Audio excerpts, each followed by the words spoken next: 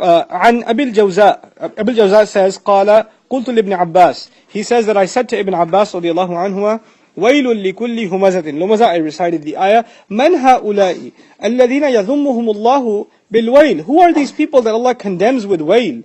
هم المشاؤون بالنميمة, Ibn Abbas says, these are the people who walk around, informing and tattling and, ratting out people constantly. And constantly, going around and doing so. Al-mufarriquna bayna al-ahibbah. These are people that cause division between those who love each other. An-na'ituna lin-nas bil-aib. Those who are constantly describing people with flaws. The way they call people and talk about people. Oh, you're talking about that short guy over there? Oh yeah, him, yeah. I mean, the words they use are constantly describing people in a condescending tone. Oh, you're talking about that really annoying one? Yes, I know him. Right? That's how they talk about people. Na'ituna lil-aib. Constantly describing people with flaws. Humaz and lumaz are actually the original words, and they, according to most Arab linguists and lexicons and things like that, they're considered qaribul ma'na, which means they are almost interchangeable in how they are used. There are very subtle differences between these two.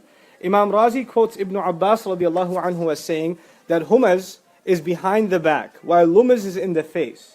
So Humaza is someone who says bad things about someone behind their back, which we also call ghiba. But they do it a lot because of the way the word is spelled.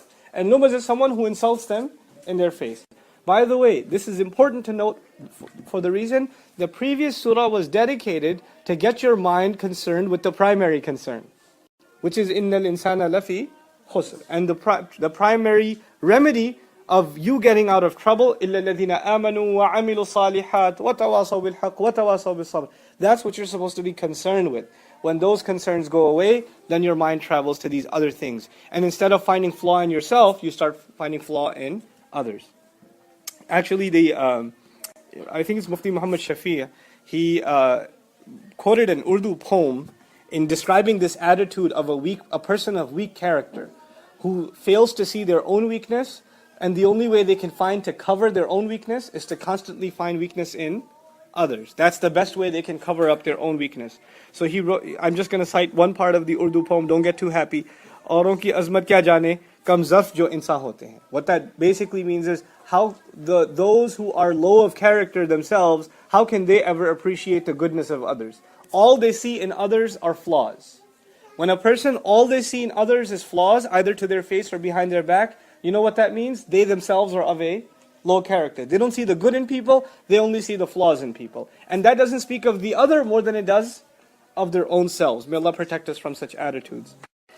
So, now the comment to understand here is when someone is insulted and they make wail against the person who offended them. But in this surah, that person is not crying wail. Who's actually saying wail? Allah is. Meaning, instead of the makroob, instead of the one who has been anguished, using the word wail, Allah comes to his defense. And Allah curses the person who had offended him. SubhanAllah. This is a very serious thing. Because usually, in Islamic studies, we learn different things about the negative dua of someone against someone else. Right? So for example, إِيَّاكُمْ وَدَعْوَةَ الْمَظْلُومِ, famous hadith. Watch out especially for the dua made of the one who's been wronged, the victim. If the victim makes dua against you, watch out, right? This is a very serious issue. Then on top of that, a more serious issue even is when the angels are cursing someone. أُولَٰئِكَ يَلْعَنُهُمُ اللَّهُ وَيَلْعَنُهُمْ اللَّاعِنُونَ. Right? This is a very serious issue. But on top of all of that is when Allah exclusively, Allah is the one who is saying wail against a person. How serious can that matter be? This is a very, very serious issue. Again, it's so important to highlight that because it's taken in the exact opposite way. It's taken so very lightly. And by the way, by most accounts, as a summary, Humaza by most accounts is subtle, and Lumaza by most accounts is explicit. So that's basically, but even though there's flip-flop between the two, and there are differences. Now here's the bottom line. If you didn't catch it already, here's the bottom line. What are the descriptions of Humaza and Lumaza that we should know before we move on to the next ayah? These are some words in English I picked to get the point across.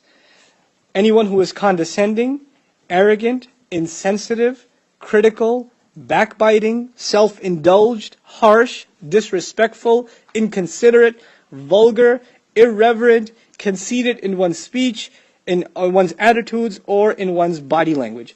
All of that would be humaza and lumaza.